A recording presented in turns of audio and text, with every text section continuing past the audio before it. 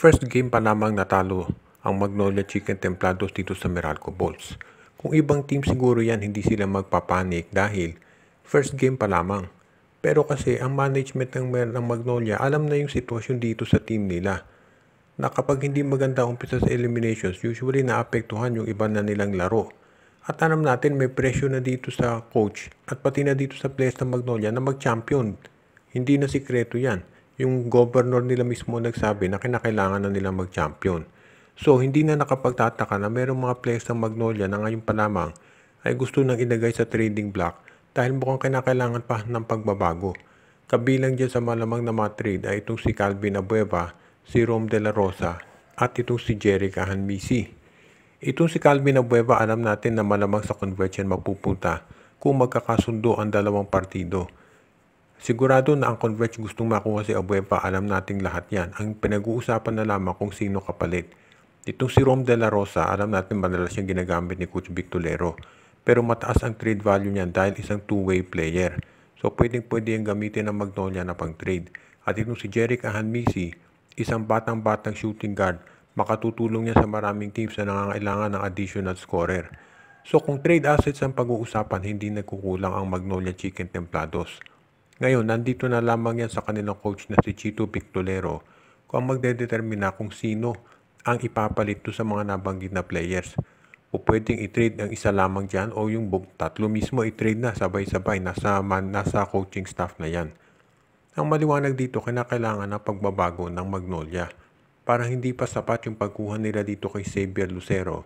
Dahil kung titignan natin, doon sa game sa Meralco, talagang parang ang kontrolado talaga ito ng Meralco Balls, kaya kinakailangan ng pagbabago ng Magnolia.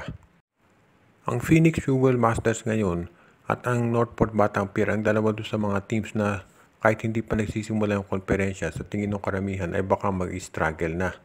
Dahil itong Northport, maraming injuries na pinagdadaanan plus pinamigay nila yung kanilang mga big men dito sa SMC. Natitira na lamang dyan itong si William Navarro, si Cade Flores, dahil ito si JM Calma mayroong ACL injury. At malamang itong si Navarro at itong si Flores matrade din yan eventually dito sa San Miguel. Sa ngayon naman, ang dito sa Phoenix Fuel Masters, ang problema dyan ay yung sitwasyon ng team nila. Hindi natin alam kung hanggang kailan pa magtatagal yung PBA team mismo ni Dennis Uy dito sa liga. Alam natin yung financial difficulties yan, so hindi na nakapagtataka na sila ngayon ay minamataan ng mga ibang teams. Merong mga nagsasabi na baka mabenta na ang Phoenix, pero syempre sa bandang huli magdedetermine na dyan ay yung owner. Pero given na merong difficulties nga sa finances yung may-ari, hindi na ako magugulat kung talagang itong Phoenix baka last season na ito. Kung sakaling mangyari yan, maraming mga players ng Phoenix ang pwedeng kunin ng iba't ibang teams. Syempre unang-una na dyan si Jason Perkins. Pangalawa, itong si Tyler Tio. Nandiyan pa yung kanilang draft pick na si Kai Balungay, itong si Richie Rivero. So, ibig sabihin maraming mga mahuhusay na players dyan. Si JV Mocon, si Sean Manganti.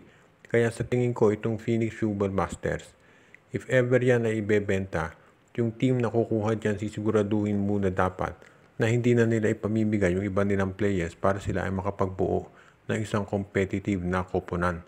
Pero sa ngayon, nakafocus syempre yung mga players nila dito sa kampanya sa PBA Governors Cup dahil yan ang pinaka-importante sa lahat. Kaya abangan natin kung ano magiging performance ng Phoenix ngayon.